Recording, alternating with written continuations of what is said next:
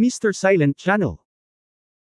Please don't skip the ads, at palike naman, share at subscribe mo na rin, salamat. Chapter 561, The Competition Failed, ang ikalimang update ay walang intensyon na hilingin sa Team O'Neill na magdagdag pa. Habang kumakain, lumapit si Head Xingyang.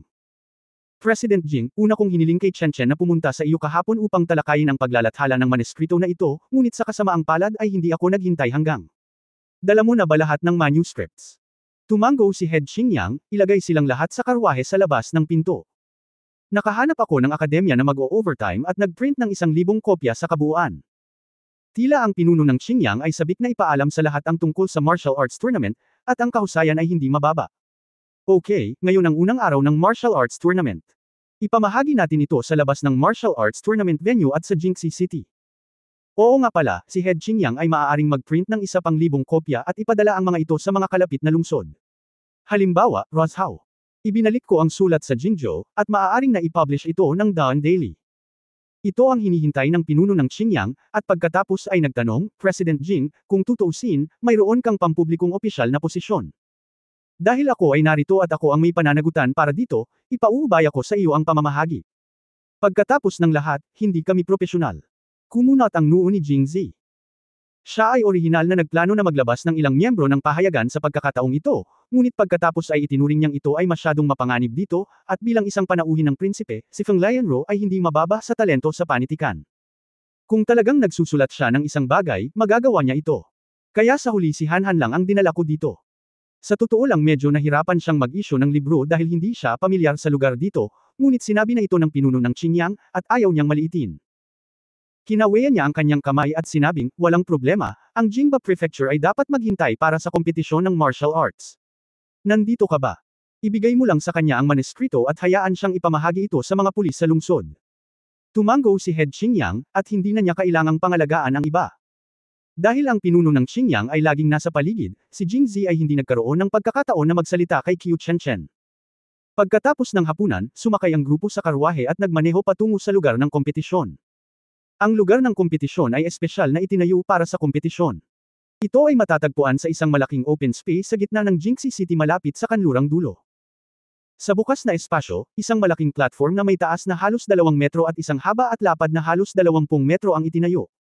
Ito ang lugar ng kompetisyon. Dahil napakaraming sekta ang dumarating upang lumahok sa kompetisyon, at napakaraming tao sa Jingxi City na nanunood ng kaguluhan, kung ang lugar ng kompetisyon ay patag na lupa, hindi ito makikita ng mga tao sa likod. Sa makatuwid, ang isang mataas na platform ay ginawa upang kahit na ang mga nakatayo sa pinakalikod ay makita ang larangan ng kompetisyon kapag sila ay nagtaas ng kanilang mga ulo. Ito ay medyo matapat. Sa 4 na gilid ng competition ground, may 4 na watawat, at may mga lamesa at upuan sa tabi nito, na kumakatawan sa 4 na pangunahing sekta. Ang mga pinuno ng 4 na pangunahing sekta ay uupo dito. Mayroon ding espesyal na viewing area para sa mga opisyal ng korte sa paligid. Maging ito ay si Haring Jin, si Prinsipe Sumoyan, o si Jingzi, lahat sila ay naririto. Nang dumating si Jingzi at ang iba pa, ang arena ay siksikan na sa mga tao at napakasigla. Bilang karagdagan sa Tungtian Palace, ang 3 pangunahing sekta ay naruroon at nakaupo sa kanilang mga upuan. Nandito na si Prince Jin. Nandito na si Head Xingyang. Kung tutusin, siya ang host. Nang dumating ang grupo, agad nilang pinukaw ang isang pulutong ng mga bus at mga manunood. Para naman kina Jingzi at Sumoyan, walang nakakaalam o nagmamalasakit sa kanila. Pinulot ni Jingzi ang kanyang mga labi at palihim na sinumpa ang bumpkan. Gayunpaman, may ilang matatalinong tao, tulad ni Wang Yingqiu, Pei Yangxi, Xingqiu, at Mu Qingren, na ang mga mata ay nahulog kay Jingzi at hindi na umalis. Isa-isa silang nginitian ni Jingzi, ang kanyang mga mata ay nanatili sa Mu Qingren ng ilang sandali, at kinindatan siya ng walang pumapansin. Namula si Mu Qingren at inikot ang kanyang mga mata, ngunit ang kanyang puso ay napuno ng luha. Kagalakan. Gayunpaman, ang pag-uugali ni Jingzi ay napansin ng mga lalaking disipulo sa lahat ng pangunahing sekta, at tinitigan siya ng masama. Matapos maupo ang grupo, marahil dahil ang 4 na pangunahing sekta ay hindi masyadong interesado sa korte ng imperial, walang sinuman ang sadyang nagpakilala ng mga pagkakakilanlan ni Sumoyan o Jingzi, at direktang inayos ang mga ito sa mga espesyal na upuan ng korte ng imperial. Hindi ito sineryoso ni Jingzi. Nakita niya si Jingba, ang prefect ng Jingxi, at agad niyang sinabi sa kanya ang tungkol sa paglalathala ng maneskrito. Marahil ay naramdaman niya na si Jingzi, isang junior official mula sa ika-5 ranggo, ay lumalampas sa kanyang awtoridad sa pamamagitan ng pag-utos sa kanya, o marahil ay hindi na niya gusto si Jingzi. Matapos marinig ito, napangiti si Jingba, President Jing, tinuturuan mo ba ako kung paano gawin ang mga bagay? Seryosong tumanggo si Jingzi. Oo. Nabulunan si Jingba at malamig na sinabi, ako ang parent officer ng Jingxi. Sa Jingxi, kailangan mong makinig sa akin. Bakit ako makikinig sa iyo? Ngumiti si Jingzi, pagkatapos ay inilagay ang kanyang kamay sa kanyang mga braso.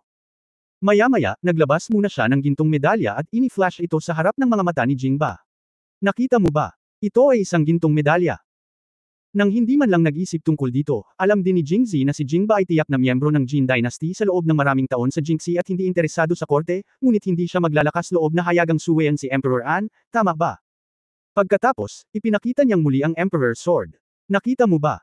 Ito ang espada ng emperador. Nang ibigay ito sa akin ng kanyang kamahalan, sinabi niya na kaya kong gawin ang mga bagay ng mura gamit ang Emperor's Sword na ito, at maaari akong pumatay muna at pagkatapos ay umatake. Hindi ko pa pinaputok ang Emperor's Sword na ito. Bakit gustong subukan ito ng prefect ng Jingba? Subukan mo. Pananakot. Ang banta ni Chiguoga. Nagalit si Jingba. Hindi niya gusto si Jingzi noong una at gusto niya itong ipahiya sa sarili niyang teritoryo. Sino ang nakakaalam na ang taong ito ay napakahusay na nasangkapan ng mga gintong medalya at ang espada ng emperador? Kahit na siya ay karaniwang umaasa sa hari ng Jin, hindi nila masyadong gusto ang Imperial Order. Ngunit kung ang hari ng Jin ay tumangging maghimagsik, siya ay palaging nasa ilalim ng kontrol ng Imperial Court. Talagang sinaksak siya ni Jingzi gamit ang espada ng emperador, at wala siyang masabi. Ang kanyang mukha ay naging pula at puti saglit, at pagkatapos ay bumulong-bulong siya, President Jing, ikaw at ako ay parehong opisyal ng imperial. Okay lang bang ilabas ang Emperor's Sword para takutin ang mga tao? Hindi ba ito tungkol lamang sa pamimigay ng mga maniskrito? At tungkol din ito sa isang martial arts contest? Ang pagpupulong. Bakit hindi? Kung gayon ay nariyan si Magistrado Lao Jingba. Ngumisi si Jingzi, iniisip na kung alam niya ito, ano ang pinagsasabi mo? Susunod, inutusan ni Jingba ang mga pulis na simulan ang pamamahagi ng mga maniskrito, at pagkatapos ay pumunta siya sa yugto ng kompetisyon. Kahit na ang martial arts tournament ay isang sectarian dispute, ito ay salupain ng Angguo kung tutusin, kaya natural na hindi makakatakas ang host mula sa mga lokal na opisyal ng magulang, kaya natural na si Jingba ang magiging host ngayon. Nang makita siya sa stage, tumahimik ang audience.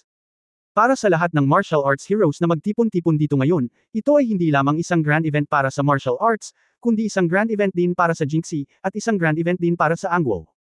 Sa ngalan ng Jingxi City, gusto kong ipahayag ang aking pasasalamat sa lahat ng martial arts heroes na nanggaling sa malayo. Bilang isang lungsod bilang isang opisyal, si Jingba ay maituturing na isang taong nakakita ng malaking mundo, at masasabi lamang niya ang magalang na mga salita. Pagkatapos niyang magsalita, nagpalakpakan ang mga manunood. Bilang karagdagan sa pagbibigay sa kanya ng mukha, karamihan sa mga tao ay talagang nais na matapos siyang magsalita ng mabilis at hindi maantala ang pagsisimula ng kompetisyon sa martial arts. Medyo nadala si Jingba nang marinig niya ang tagay. Sumulyap ang kanyang mga mata kay Jingzi na half-dead sa audience, at hindi niya maiwasang makaramdam ng galit. Sa pag-ikot ng kanyang mga mata, pumasok sa isip niya ang kanyang plano. Gatlang M. Mangyaring, mag-subscribe. Salamat sa mabahong master na si Risbay para sa kanyang patuloy na pabuya na 209 na panimulang barya. Sobrang cool ng chapter 562. Unang update mangyaring mag-subscribe. Nag-snow sa unang pagkakataon sa Jingxi kagabi, at kasabay ito ng pagbubukas ng kompetisyon sa martial arts. Lahat ito ay may magandang pahiwatig. Habang sinasabi niya ito, nilingan niya ang mga manunod at ang kanyang mga mata ay bumagsak kay Jingzi. Maaaring hindi mo alam, ngayon ay mayroon tayong isang mahuhusay na opisyal mula sa Jingzhou sa Madla, si Pangulong Jingzi. Kasunod ng kanyang linya ng paningin, lahat ay tumingin kay Jingzi. Nang makita ang gwapong mukha ni Jingzi at nabalitaan ang kanyang status bilang opisyal, kinutya siya ng karamihan sa mga martial arts practitioner. Lalo na ang mga lalaking disipulo mula sa 4 na pangunahing sekta na nakakita kay Jingzi na nakipag-ugnayan sa kanilang mga kapwa-disipulo ay lalong namumuhi. Tinatawag ni Jingba, alam ni Jingzi na may mali. Pero sa dinami-dami ng taong nakatingin, wala siyang magawa kaya tumayo siya ng nakangiti at kumaway sa lahat. Biglang naging sanhi ng pagdura ng lahat. Si Jingzi ay natigilan sandali, ang kanyang ekspresyon ay medyo mapaglaro, habang ang ilang kababaihan sa 4 na pangunahing sekta ay may napakapangit na ekspresyon nang makita nila si Jingzi na pinapahiya. Hindi natinag si Jingzi at nakangiting sinabi, nasasabik akong makadalo sa martial arts tournament ngayon at makita ang lahat ng mga bayani. Hindi kita ginuganito sa aking opisyal na posisyon, ngunit nakilala lamang kita sa personal na kapasidad. Kung may pagkakataon, gusto kong maramdaman ang kapaligiran ng paligsahan para sa iyong sarili. Nang matapos siyang magsalita ay biglang nagtawanan ang isang grupo ng mga tao. Sa oras na ito, tumayo ang isang binata sa Qingyi na may espada sa baywang, ito ba si President Jing? Ang kompetisyon ng martial arts ay hindi tulad ng naiisip mo, naglalaro bahay, nagpaparamdam sa atmosphere. Haha, walang espada ang mga martial arts practitioners. Tingnan mo, President Jing, huwag mong palampasin ang atmosphere, pero wala na ang tao, haha nakakatawa. Haha. Pagkasabi niya nun, nagtawanan ang lahat. Sumulyap si Jingzi sa kanya, ang sinabi ng bayaning ito ay makatwiran. Siguro kung saang sekta nagmula ang bayaning ito. Ako ay mula sa Kunlun sect, Long Audi. Nang marinig ang pangalang ito, muntik na siyang mamatay. Natigilan si Jingzi. Ipinagmamalaki ng iba ang kanilang sarili, ngunit ano ang dapat mong ipagmalaki sa lupa? Narinig ko lang ang Kunlun Mirror, Kunlun sect. Hindi ko pa ba narinig? Si Long Ao ay natapos ng makinig, ang kanyang mukha ay namula. Sa napakaraming taon, pinakaayaw niya kapag sinabi ng mga tao na ang Kunlun Mirror lang ang alam nilang ngunit hindi ang Kunlun sect. Hindi ba sila, ang Kunlun sect, ay karapat-dapat na magkaroon ng pangalan? May mga Kunlun Mountains at Kunlun Lake sa Kunlun County. Noong unang mga araw, dalawang sekta ang lumitaw ng sabay-sabay. Sila ay ang Kunlun Mirror sa Kunlun Mountain at ang Kunlun sect sa tabi ng Kunlun Lake. Hindi ko narinig ito. Medyo mayabang, tama. Mayabang na tumikim si Long.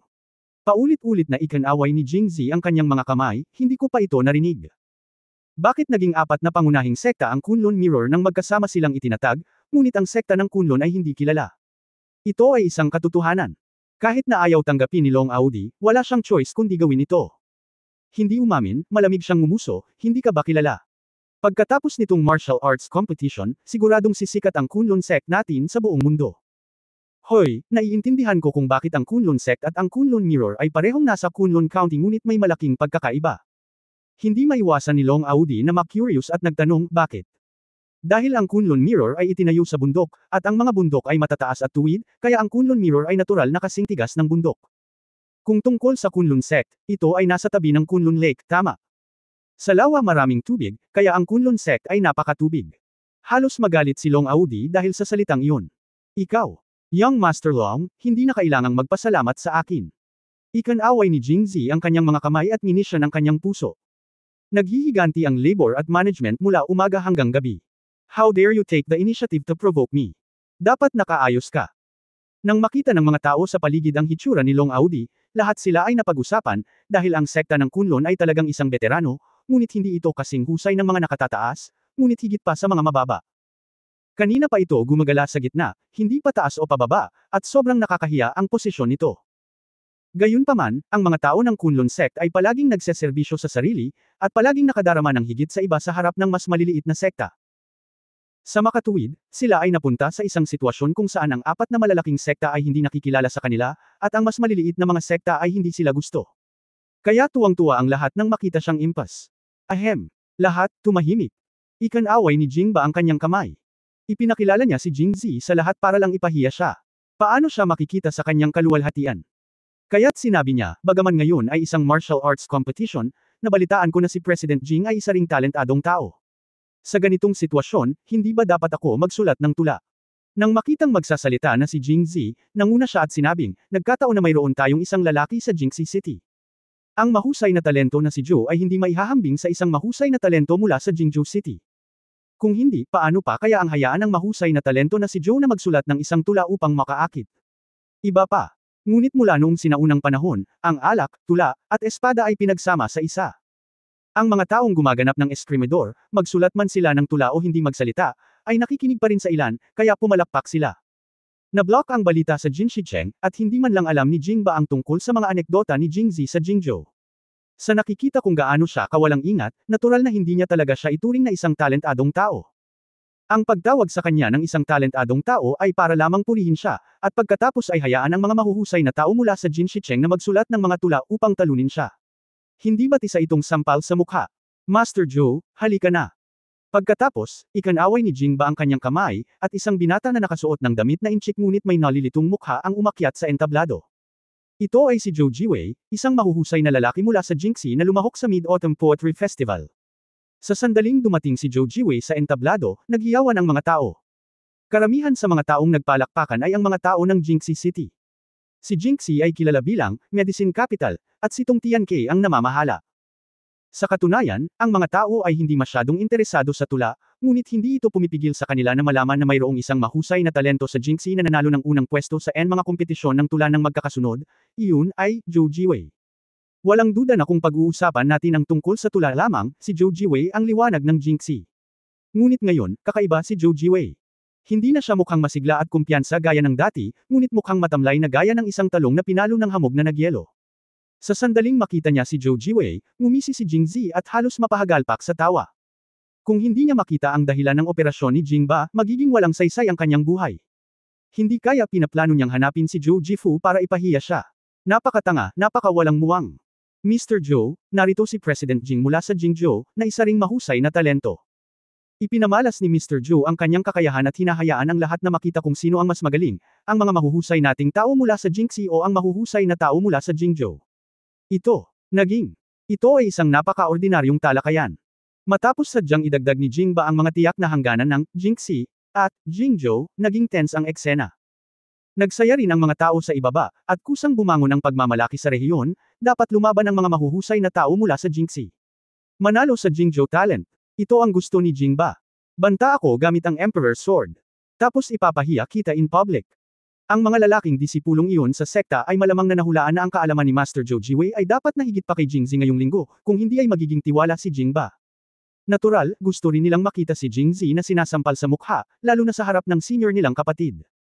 Ibinaling nila ang kanilang mga ulo upang tumingin, ngunit nakita nilang tumatawa ang kanilang nakatatandang kapatid. Nagngangalit ang kanyang mga ngipin, umaasa siyang matatalo si Jingzi. Chapter 563 Hindi ako kasing galing ng master ko, second update please subscribe. Mula nang umakyat si Zhou Jiwei sa entablado, naramdaman ni Jingba na may mali. Ilang beses na niyang nakausap si Zhou Jiwei noon at alam niya na siya ay may talento at mayabang. Walang scholar sa Jingxi na maaaring maging kapantay niya. Pero bakit parang mahina ka ngayon? Upang pasiglahin siya, idinagdag ni Jingba, ang young master na si Zhou ay hindi lamang mayaman sa pag-aaral, talento at mahusay sa tula, ngunit lumikha din siya ng sarili niyang kaligrapya. Matapos makita ang mga calligrapher sa Jingxi City, pinuri siya ng lahat at tinawag siyang henyo. Gusto ko lang ipakita sa iyo ni Mr. Zhou ang sarili niyang kaligrapya ngayon. Hindi napansin ni Jingba na nang sabihin niya ang mga salitang ito, halos mamula ang mukha ni Zhou Jiwei at malaglag ang kanyang ulo. Pagkatapos magsalita, dumiretso si Jingba sa paksa. President Jing, paano kung umakyat ka sa entablado at iwanan ang kayamanan ng kaligrapya? Ngumiti si Jingzi at humakbang pasulong nang hindi tumatanggi. Nakita ng lahat ng madla na siya ay gwapo at gwapo, natural at walang pidgel na estilo, kasabay ng kanyang walang katulad na gwapong mukha. Kahit na hindi nila siya matiis, sobrang inggit sila sa kanya sa kanilang mga puso. Pagdating nila sa entablado, nakatayong magkaharap sina Jingzi at Zhou Jiwei. Tumingin si Zhou Jiwei kay Jingzi, umiling at ngumiti ng mapait. Hindi napansin ni Jingba na may naghanda na ng papel, tinta, panulat at inkstones at dinala sa entablado. Sabi ko gusto kong magsulat ng calligraphy, pero walang table sa stage. Bagamat scholar si Jingba, alam niya na ang mga tao sa audience ay pawang mga practitioner, informal at walang pidgel. Bihira lang silang makapanood ng ganitong literary test bago ang martial arts competition. Walang paglilibang para sa kanila. Tulad ng mga scholar, paano kung tahimik na pinapanood silang nag-aaral ng tinta at magsulat? Kaya't hiniling niya sa dalawang tiktik na hawakan ang itaas at ibabang bahagi ng isang piraso ng papel at isabit ito sa hangin, na inihahanda silang magsulat. Ang paraan ng pagsulat na ito ay sumubok ng lakas ng panulat, at karamihan sa mga nakasulat na salita ay baluktot. Ngunit nakita ni Jingba ang kamakailang sulat kamay ni Zhou Jiwei, na kasing baliw ng isang damo. Kahit na sumulat siya sa hangin, hindi siya magdaranas ng anumang pagkawala, habang si Jingzi ay kabaligtaran. Naghirap siya para mapahiya si Jingzi. Ngumiti rin siya at sinabing, ngayon ay napakaraming bayani at mga tao sa martial arts mula sa iba't ibang panig ng mundo. Ang pagsusulat ng ganito ay nagpapahintulot sa kanila na makita ito ng mas malinaw. Nagkibit balikat si Jingzi at sinabing hindi ito mahalaga. Nakita ni Jingba na nakarelax ang mukha niya. Mukhang galit siya, makikita ko kung paano ka umiyak mamaya. Matagal na siyang panauhin, kaya bakit hindi mo muna hayaang umalis si Mr. Zhou? Pakiusap. Inabot ni Jingba ang panulat kay Zhou Jiwei. Kagabi, pumunta talaga si Jingba kay Zhou Jiwei para ipaliwanag ang nangyari ngayon. Isang rehearsal in advance, kaya kalokohan lang ang pagsusulat ng tula on the spot. Naisip na ni Zhou Jiwei kung ano ang gusto niyang isulat kagabi. Ngunit hindi inaasahan ni Zhou Jiwei na ang taong kaharap niya ay magiging isang bundok sa kanyang puso, isang lalaking nagkumbinsi sa kanya na wala siyang ibang maisip kundi ang paghanga. Ito ay medyo mahirap hawakan. Hinawakan niya ang panulat at hindi ginalaw ng matagal. Master Zhou, magsulat. Paalala ni Jingba. Magsulat. Hindi na makahinga ang mga tao sa ibaba. Dumating sila para sumali sa martial arts competition. Hayaan silang magsulat upang bigyan sila ng mukha. May sakit ka ba kung nagdadabog ka pa dito? Hindi nag-atubili si Joji ng mahabang panahon at tuluyang ibinaba ang panulat. Hindi ako marunong magsulat. Galit na tanong ni Jingba, bakit? Dahil, hindi ako kasing galing ng aking amo. Hindi kasing husay ng aking Panginoon. Ang lahat sa ibaba ay natigilan saglit, at nakita si Joji Wei na humakbang pasulong. Itinaas ang kanyang mga kamay kay Jingzi at sinabing, nakilala ko na ang master. Ngumiti si Jingzi at tumango, ngunit hindi niya inaasahan na papayagan siya ng isang disipulong hindi sinasadyang tumanggap sa kanya. Isang nakakapreskong at pinong paglalakbay para magpakitang gilas at sampal sa mukha. Master, kapag tapos ka na, maaari kang pumunta sa Joe Mansion para hanapin ako. Pag-usapan natin ng detalyado. Aalis muna ako. Bago matapos magsalita si Joji, hindi na siya nagpaalam kay Jingba at diretsyong umalis. Natulala si Jingba sa lugar. Gusto niyang sampilan si Jingzi sa mukha, ngunit hindi niya inaasahan na gagawin niya itong damit pangkasal. Nakaramdam ng labis na panghihinayang si Jingba. Prefect ng Jingba, mukhang ako lang ang makakagawa nito. Kaya, kinuha ni Jingzi ang panulat, tumayo sa harap ng papel, at nagsimulang magsulat ng mahusay. Sa rice paper, isa-isang lumitaw ang malalakas na cursive character. Nakita kong nabasa. Hinihip ng hanging amihan ang puting damo sa lupa, at bumagsak ang nyebe sa Oktubre sa kanluran ng Jingxi. Biglang dumating ang simoy ng tagsibol sa magdamag, at libu-libong bulaklak ng peras ang namumulaklak. Walang sasample sa mukha, nakahiga lang si Jingzi ngayon, kaya ko nang ipaikot ang bagay na ito, kaya hindi ko na masyadong inisip at isinulat ko na lang. Anong tula? Dahil ang rice paper ay nakaharap sa direksyon ng Qingyang Gate, agad na pinalakpakan ni Master Mingji ang kanyang mga kamay pagkatapos basahin ito. Hindi niya alam kung talagang naisip niya na ito ay mabuti o sadyang nagpapasaya kay Jingzi. Nang makita ito ng ibang mga tao, kasama na ang mga hindi marunong bumasa at sumulat, lahat sila ay nagsaya, at ang kapaligiran ay agad na naging mataas. Ang unang hitsura ni Jingzi ay isang perpektong tagumpay. Ngayon ay isang martial arts competition kung tutuusin, at wala ang lahat dito para panoorin si Jingzi na magsulat ng tula at magpakitang gilas. Kaya pagkatapos ng interlude, nagsimula ang pangunahing kaganapan. Bilang karagdagan sa apat na pangunahing sekta, ang iba pang maliliit na sekta at maliliit na sekta ay humalili sa pagsali sa kompetisyon ayon sa pagkakasunod-sunod na iginuhit ng apat na pangunahing sekta ng maaga. Ngunit napakaraming maliliit na sekta, at sila ay isang halo-halong bag. May ilan na talagang makapangyarihan, ngunit hindi marami. Karamihan sa kanila ay mga mahihinang manok sa paligid ng ikatlong antas, nagpepeking sa isa't isa. Sa kasalukuyang antas ni Jingzi, ito ay talagang masyadong kapansin-pansing makita. Napansin niya na hindi lamang siya, kundi pati na rin ang karamihan sa iba pang apat na pangunahing sekta ay inaantok na tulad niya, at pinuntahan niya si Mu Qingren. Siya ay, pagod, buong gabi, at sa ganitong uri ng sa isang nakakainip na kompetisyon, pinilit kong idilat ang aking mga mata at humikab. Nang tumingin si Jingzi, tila napansin niya ito at agad na tumingin dito. Ngumiti si Jingzi sa kanya, ngunit kumunat ang noo niya kay Jingzi, na para bang gusto niyang bigyan siya ng higit na pansin para maiwasang matuklasan, ngunit puno ng lamang ang kanyang mga mata. Tahimik na binibigkas ni Jingzi ang, Your Highness, Pavilion Master. Namula si Mu Qingren at tumalikod, hindi na tumitingin sa kanya. Dahil naiinip, naisip muli ni Jingzi ang isang bagay, tumalikod at bamulong ng ilang salita kay Han, na pagkatapos ay umatras at umalis. Sa oras na ito, dumating si Lin Qingshan sa entablado. Kilala rin siya ng kanyang kalaban na si Jingzi. Si Li Axe iyon, ang axe gang na nakita niya sa kalsada. Sa oras na ito, may dala siyang sledgehammer at inosenteng binabati si Lin Qingshan. Headmaster Lin, huwag magatubiling turuan ako. Si Lin Qingshan ay palaging inaangkin na siya ang ikalimang sekta. Sa katunayan, minamaliit niya ang maliliit na sekta na ito at sa tingin niya ay isang insulto ang pakikipaglaban sa kanila. Dahil kinikilala ng apat na pangunahing sekta, kailangan niyang magsimula sa simula kapag sumali sa martial arts tournament. Nang hindi sumagot, binunot niya ang kanyang espada at sinaksak si Li Axe. Medyo malas din si Li Fu. Siya ay naging isang monghe sa kalahati, at ang kanyang kung fu ay kalahating walang laman. Noong una ay gusto niyang sumama sa kompetisyon ng martial arts, makipagkita sa ilang mas mahinang kalaban, lumaban ng mas maraming round, at magpakita ng mas maraming mukha. Paano mo inaasahan na makilala si Lin Qingshan? Chapter 564 na pangatlong ate, hayaan mo akong scratch ito para sa iyo. Ikatlong update mangyaring mag-subscribe. Sa grupo ng mga makulit na lalaki, isang general lang ang napili. Ito ay isang tunay na paglalarawan ni Li Fu.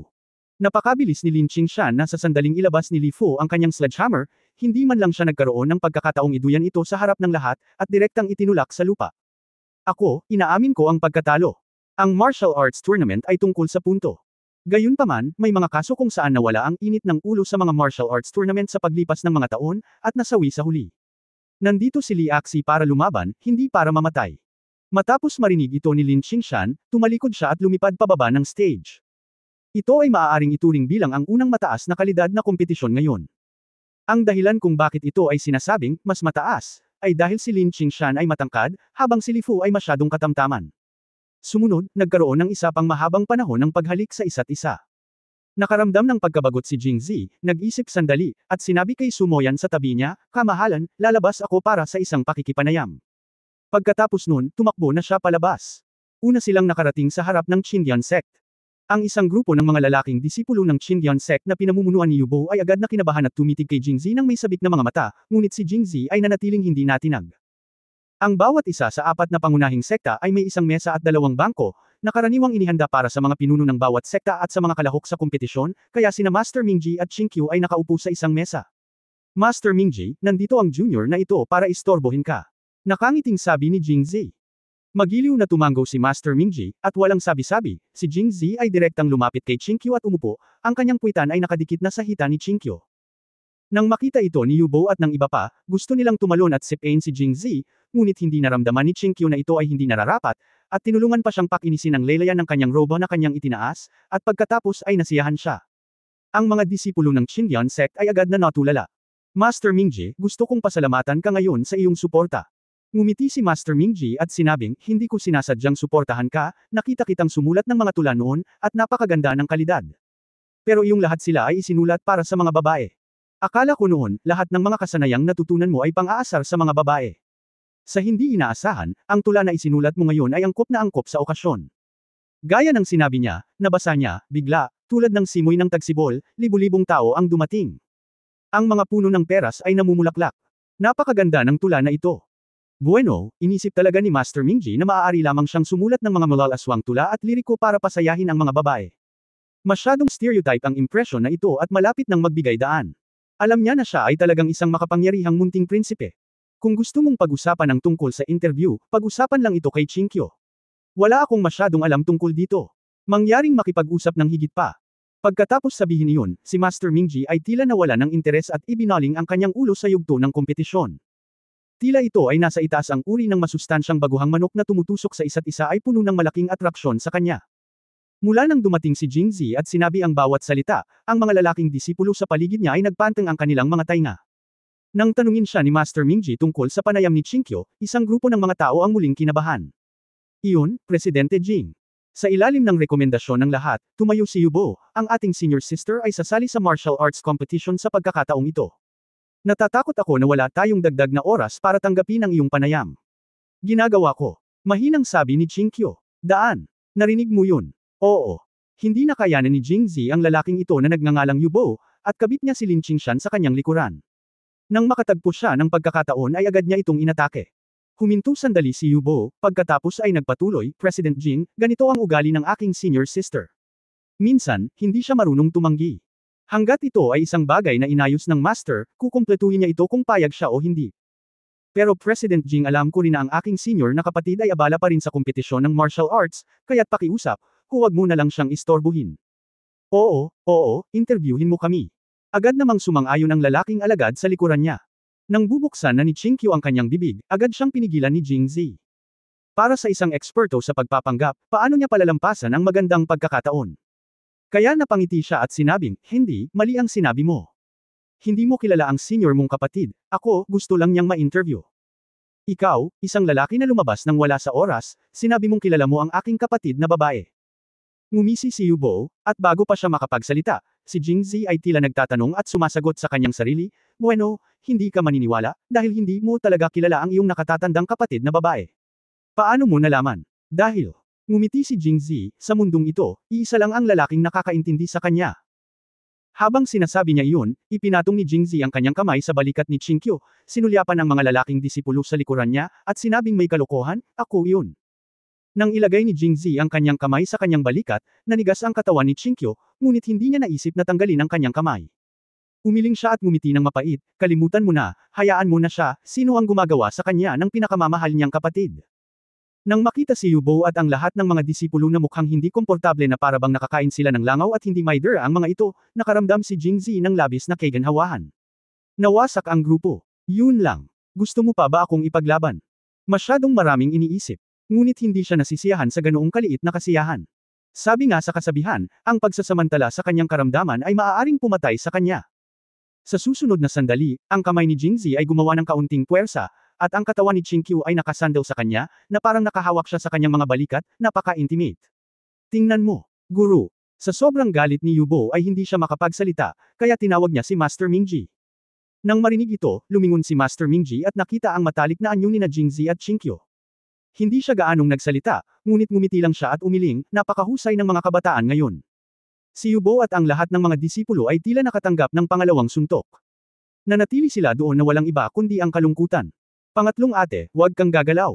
Nag-iinarte ka lang sa akin. Para lang asar sila. Iyon ang unang pagkakataon na si Chinkyu ay hinawakan sa kanyang mga bisig ng buong bukas. Isang salita lang ang makapaglalarawan sa mood ni Jingzi sa ngayon, nakakapanibago. Gayunpaman, nang ang mga kamay ni Chinkyu ay walang kamalay-malay na lumipat sa kanyang baywang, si Jingzi ay nataranta at mabilis na nagpaliwanag sa mahinang boses. Si Chinkyu ay mukhang kalmado, oo, alam ko, paano kung hayaan mong ilagay ang iyong kamay sa aking balikat ng ganito? Sumulyap siya sa kanya at mahinahong sinabi, na parabang naghahanap siya ng dahilan para hayaan si Jingzi na yakapin siya. Kung ganoon, ang iyong kamay. Sa pamamagitan ng Blue Sky Sword sa kanyang baywang, ang tanging naiisip ni Jingzi na ang kamay ni Chinkyu sa kanyang baywang ay maaaring gumuhit ng espada. Sa tingin ko gusto kong bumunot ng aking espada. Mabilis na tumango si Jingzi. I see you have done too many bad things and you feel guilty as a thief.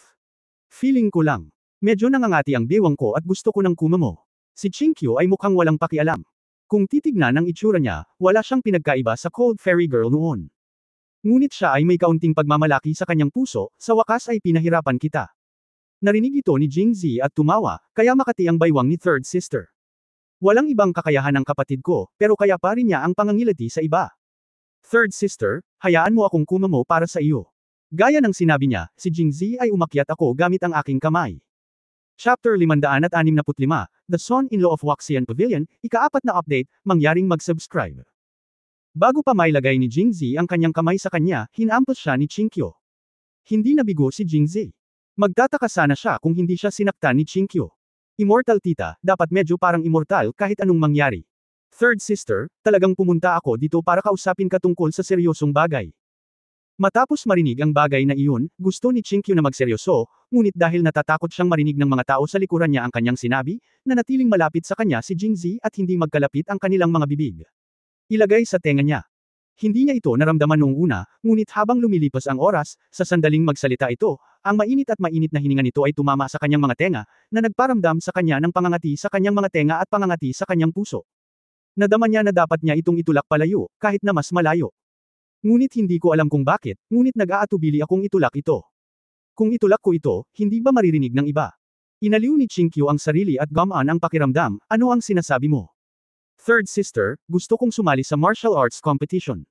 Saglit na natigilan si Chinkyu, tumangala para tingnan si Jingzi, at nalaman na ang kanyang ekspresyon ay hindi parang nagbibiro, tahimik siyang nagtanong, bakit bigla kang gustong sumali sa martial arts tournament? Gayun din, ang mga opisyal ng korte ay hindi papayag ang lumahok sa martial arts tournament. Kahit na sila ay pinayagang lumahok, ito ay lampas na sa oras ng pagpaparehistro. Ngumiti si Jingzi, Third Sister, hindi ba sinabi ko sa iyo ang kakaibang teknik na nakuha ko noon? Sa katunayan, ang ating disipulo ay tinatawag na Tiandi Sect, at maaari akong lumahok dito bilang tamang tagapagtanggol ng Tiandi Sect. Si Chinkyu ay natural na hindi nakarinig ng Tiandi Sect, ngunit malabo niyang alam ito. Pakiramdam ko ay parang mas engrandi ang pangalang ito kaysa sa kanilang Chinyan Sect o Kunlun Mirror. Sinabi pa rin, kahit na posible, ngunit paano ang oras ng pagpaparehistro? Humalaklak si Jingzi, kaya ako napunta kay Third Sister.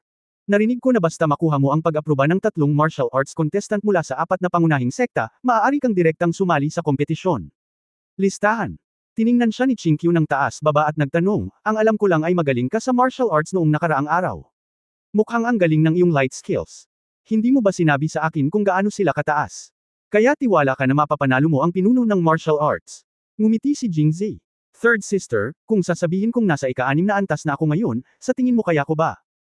Matapos marinig ang ika-6 na antas, lumingon si Chinkyu at tumingin sa direksyon ng Kunlun Mirror sa tabi niya, at nagkataong kausap niya si Pei Yangxi. Nagtama ang kanilang mga mata, tumanggaw sila sa isa't isa, at pagkatapos ay nagsabi, mukhang ang pang-4 mong kapatid na babae lang ang kasali sa martial arts tournament sa pagkakataong ito na nasa ika-6 na antas. Ngunit dapat mo ring alamin ng husto ang ugali ng iyong pang-apat na kapatid na babae.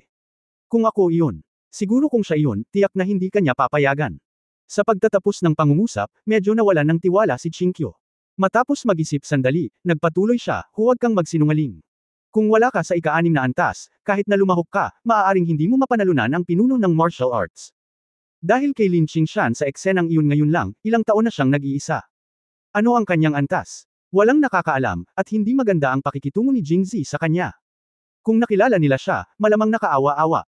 Kaya ayaw ni Chinkyu na makipagsapalaran siya. Third sister, huwag kang mag-alala. Mayroon akong sariling sense of discretion. Kung hindi ako sigurado, hindi ako kikilos ng padalos-dalos. At saka, ang martial arts leader na ito ay napakahalaga sa akin, at kung kukunin ko ang martial arts leader, ito ay magiging kapaki-pakinabang lamang sa Qingyan sect. Harmless. Naniwala si Chinkyu dito. Nanalo talaga ang kanyang nakababatang kapatid bilang pinuno ng martial arts. Siyempre masaya siya bilang kapatid. Tungkol naman sa Qingyan sect nila parang hindi na mahalaga kung makuha nila ito o hindi. Anyway, tutulungan siya ng nakababatang kapatid. Kung ikukumpara sa Qingyan sect, isang siko lang ang pagtulong kay Jingzi. Paglingon sa loob, naramdaman ni Chinkyu na ito ay normal. Pagkatapos ay tumanggaw siya at sinabi, okay, sumasang-ayon ako, ngunit kailangan mong maghanap ng dalawa pang sekta. Pagkatapos ay tumingin siya sa magkabilang panig at nagsabi, syempre walang problema para sa iyong ika-4 na kapatid na babae sa Kunlun Mirror, ngunit walang problema.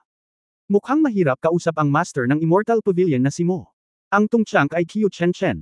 Gusto kanyang patayin sa tuwing nakikita kanya. Sinong kakausapin mo? Nag-iisip na sabi ni Jingzi. Pero napuno ng saya ang puso ko. Mahirap bang mag-usap ang dalawang ito? Wala ito. Qiu Chen. Mahirap talagang kausap.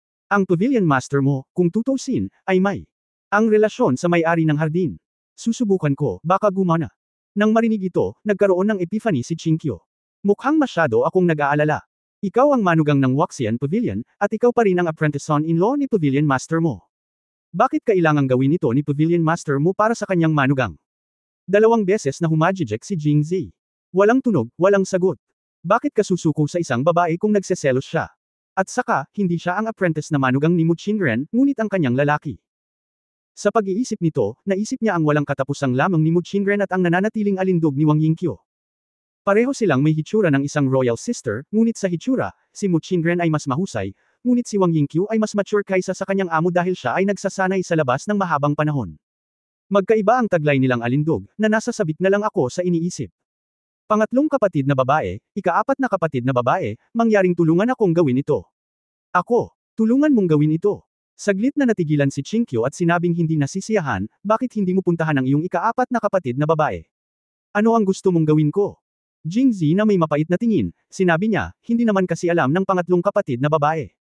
Pinakatakot ako sa pang-4 na kapatid mula pa noong bata ako. Hindi ako naglakas loob na magsalita pagkatapos ng isang tingin lang sa kanya. How dare I tell her this? Nang banggitin niya ito, tila interesado si Chinkyo.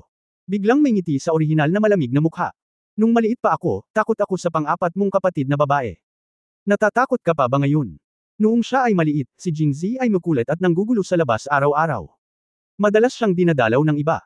Sa oras na iyon, masyadong abala si Jing Wenmao sa mga opisyal na bagay para alagaan siya. Kaya naman, kapag nagkaproblema si Jingzi, kadalasan, tinutulungan siya ng 7 kapatid na babae na harapin ito, ngunit may mga pagkakaiba sa mga paraan ng paghawak nito. Halimbawa, ang mga nakababata, sina Lao Liu at Lao Qi, ay palaging tatayo sa likod ni Jingzi, kinukurot ang kanyang baywang. Hindi nagkakamali ang kapatid ko, cute look.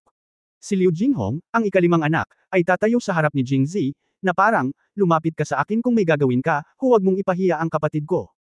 Ang mga nakatatanda, tulad ng kanyang pangalawang kapatid na si Zhou Xining, ay gaganap bilang mabubuting asawa at mapagmahal na ina. Pagdating ng iba sa kanilang pintuan, mabilis silang hihingi ng tawad kapag nalaman nilang pagkakamali ni Jingzi, ngunit kapag umalis na ang iba, papunahin pa rin sila at magbibigay ng mga tagubilin. Jingzi, buti na lang maamo ang ugali nila at siguradong hindi sila magiging malupit.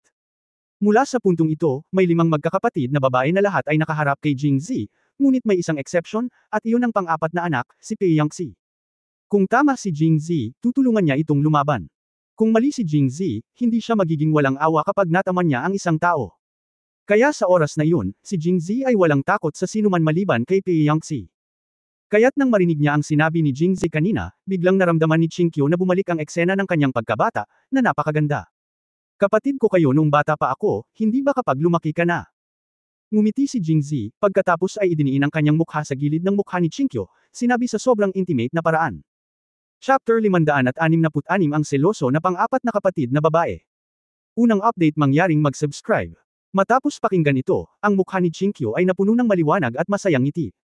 Siyempre kapatid mo kami. Kaya kami ngayon, at magiging kami sa hinaharap. Nang sabihin niyang, sa hinaharap, sadyang binigyang diin ni Chinkyo ang kanyang tono at lumingon kay Jingzi. Hindi niya alam kung ano ang gusto niyang ipahiwatig, o kung ano ang sasabihin. Anong babala? Matapos marinig ito, si Jingzi ay nagkunwaring hindi naiintindihan, at ngumiti, siyempre, ang isang kapatid na babae ay palaging magiging isang kapatid na babae. Kung anong klaseng kapatid siya, mahirap sabihin. Pagkatapos, umupo si Jingzi sa upuan ni Chinkyo, at pagkatapos ay tumayo si Chinkyo at pumunta sa Kunlun Mirror. Lumingon si Jingzi sa likod at nakitang isang grupo ng mga disipulo ng Qindian sect ang may galit na galit sa kanilang mga mukha, at napupuot na sila sa kanya hanggang sa kaibuturan. Ang makita kang malungkot ay nagpapasaya sa akin. Sa pagbabalik tanaw, si Jingzi, na nasa mabuting kalagayan, ay tumingin sa Kunlun Mirror. Katatapos lang makipag-usap ni Chinkyo kay Pei Yangxi, at tumingin si Pei Yangxi kay Jingzi. Nang makilala niya ang mga mata ni Jingzi, pinandilatan niya ito ng espesyal. Ibinaling ni Jingzi ang kanyang ulo sa gilid, nagkunwaring hindi nakikita. Sa katunayan, alam ng lahat na ang pangunahing kaganapan ng torneo ay magsisimula lamang sa ikatlong araw kapag ang apat na pangunahing sekta ay lumitaw sa entablado. Sa makatuwid, tulad ni Jingzi, ang ilan sa kanila ay nakaramdam ng antok habang nanunood ng palabas, na hindi kasing kapansin-pansin sa panunood sa apat na pangunahing sekta sa ibaba. Pagkatapos ng lahat, ang mga kalahok sa kompetisyon mula sa apat na pangunahing sekta ay pawang mga nangungunang dilag, at ang bawat galaw nila ay nakakakuha ng puso ng maraming tao. Ang impresyon ng karamihan kay Jingzi ay ang impresyon ng isang opisyal ng korte na marunong magsulat ng mga tula. Laking gulat nila nang makita siyang bukas na nakaupo sa tabi ni Chinkyo, lalo na nang ipatong niya ang kanyang mga kamay sa kanya at kumilos ng sobrang intimate. Ang pinakamahalagang bagay ay oo, lahat ng mga lalaking disipulo ng Qindian sect ay hindi pa tumugon. Ang mga lalaki ng Qindian sect ay walang dugo. Napailing ang lahat. Sobra ang magandang batang iyon na nagngangalang Jing. Nagnganga ang lahat ng ngipin. Sa oras na ito, bumalik si Chinkyo, umiling kay Jingzi, at pagkatapos ay ibinaling ang kanyang mga mata sa Kunlun Mirror. Hindi niya alam ang sinabi niya, at isang mapait na ngiti ang lumitaw sa mukha ni Jingzi. Pagkatapos, sa ilalim ng mapagbantay na mga mata ng lahat, pumunta si Jingzi sa Kunlun Mirror. Katulad ng ginawa niya sa Qindian Gate, umupo si Jingzi sa tabi ni Pei Yangxi. Gayunpaman, ang ligtas na distansya ay malinaw na mas malaki kaysa sa dati. Ang eksenang ito ay nahulog sa mga mata ni Chinkyo, at napangiti siya saglit, ngayon ay may nakilala ka na nakakatakot sa iyo, tama ba? Sa wakas ay nakahinga ng maluwag ang mga disipulo ng Qindian sect, iniisip na hindi tayo nag-iisa. Sa sandaling ito, ang mga lalaking disipulo ng Kunlun Mirror ay nagsimulang makiramay sa isa't isa, at sila ay natutuwa sa kanilang kasawian. Ang iba pang mga tao na nanunood ng kasiyahan, okay lang ba ito? Nagpaplano ba si Yunjing Shuangjiao na kunin ang lahat? Pagdating nila sa Kunlun Mirror, ang ugali ng may-ari ng salamin na si Pei Yunjing ay nakakagulat na pare-pareho sa ugali ni Master Mingji. Minsan naisip ni Jingzi kung nag-iibigan ang dalawang tao. Bakit pare-pareho lang ang sinasabi nila? Pagkatapos, umupo siya sa tabi ni Pei Yangxi, ngunit medyo nag-iingat pa rin siya at medyo malayo. Natatakot siya na kung gagawin niyang hindi masaya si Pei Yangxi, hindi ba nakakahiya kung gagawin niya ito sa publiko? Ngunit sumulyap si Pei Yangxi sa kanya sa gilid at mahinang sinabi, ano, natutunan mong pretuhin ang isa't isa ng iba kapag lumaki ka. Nang natarante si Jingzi, nagpatuloy si Pei Yangxi, o kayo at ang pangatlong kapatid na babae ay magkakilala. Gaano katagal? Mas maganda ba ang pangatlong kapatid kaysa sa akin? Kaya ganyan ka umupo. Biglang napagtanto ni Jingzi na ito ay dahil sa napakalayo niyang nakaupo. Ngunit medyo na-curious siya, ito kaya ay pagseselos. Sa pag-iisip nito, hindi maipaliwanag na nasa sabik siya. Kaya matapang siyang lumipat sa gilid ni Pei Yangxi sa buong view ng lahat, at dam-aikit din sa gilid niya. Nanlaki ang mga mata ng mga disipulo ng Kunlun Mirror. Mas nagulat sila kaysa noong pumunta si Jingzi sa Kunlun Mirror sa unang pagkakataon, ngunit wala silang magawa. Tutal wala namang sinabi ang senior sister nila. Sino ang lalaking ito? Si Pei Yangxi ay hindi kumikislap, na parang walang epekto sa kanya ang mga kilos ni Jingzi. Ngunit kung titingnan mong mabuti, makikita mo ang isang bahagyang pamumula sa kanyang mga earlobes. Si Sister Kunlun Jing, na palaging malamig at mayabang, ay mahiyain. Dahil hindi man lang niya magawang iba ang pakikitungo sa kanya kapag nakaupo, syempre hindi siya makakagawa ng anumang pagkakaiba kapag nagsasalita, kaya pinili ni Jingzi na patuloy na maingat na ilagay ang kanyang braso sa balikat ni Pei Yangxi. Nang makitang hindi siya nag-react, agad siyang natuwa, at pagkatapos ay gumamit ng kaunting puwersa para hilahin ang kanyang katawan. Ang lahat ng ito ay ginawa ng mahusay at natural. Ang pinakamahalagang bagay ay ang Pei Yangxi ay lubos na nakikipagtulungan. Sa harap ng lahat, sina Jingzi at Yunjing Shuangjiao ay nagkaroon ng ganoong matalik na relasyon. Hindi banggitin kung gaano ka-face-saving ang iyong mga aksyon. Pang-apat na kapatid, hindi ba iba ang pakikitungo nito sa kanya? Bulong niya malapit sa tenga ni Pei Yangxi. Sa katunayan, naisip na ito ni Jingzi. Ang mga naiinggit na salita ni Pei Yangxi kanina ay malamang na casual na pananalita lamang. Kung tutuusin, noong bata pa sila, ang mga kapatid na ito ay nagseselos dahil sa kung sino ang mas malapit sa kanya, ngunit malamang na hindi inaasahan ni Pei Yangxi na siya ay matapang. Anong lakas ng loob niyang ligawan si Chinkyu sa harap ng lahat, at pagkatapos ay lumapit sa kanyang sarili. Bagamat kadalasan ay malamig ang mukha niya at walang pakialam sa opinyon ng ibang tao, ngunit talagang pinakitunguhan siya ni Jingzi sa harap ng napakaraming tao, nananatili pa rin ang mukha niya. Medyo namumula. Ngunit sa harap ng lahat, kahit na nasa bingit na siya ng seizure, nahihiya pa rin siyang salakayin si Jingzi. Lumaki na ang nakababatang kapatid ko at gustong magligtas ng mukha. Ito ay tiyak na dahil dito na Jingzi ay maaaring maging matagumpay. Kung ganun, bakit ngayon lang nag-iba ang pakikitungo mo sa akin? Tsaka halatang sarili mo naman yun, so ano ang ibig sabihin ng hilingin sa pangatlong kapatid na babae na puntahan ako at kausapin? Kung papayag ako, hindi ka lalapit. Pakiramdam mo ba ay nahiwalay ka sa pang-apat na kapatid?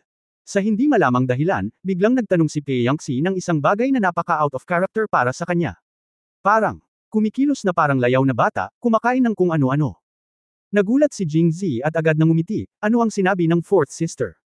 Tuwang-tuwa si Zier na makitang muli ang fourth sister.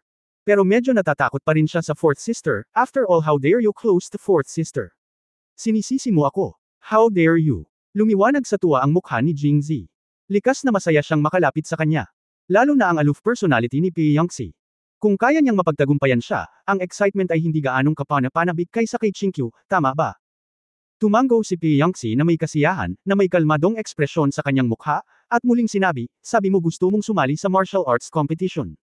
Alam mo ba ang martial arts? Napangiti si Jingzi nang may pagmamalaki, tinapik ang kanyang dibdib at sinabing, syempre, ang iyong kapatid na lalaki ngayon ang pinakamahusay na Zhangyu Dharma Protector sa mundo ay napakalakas.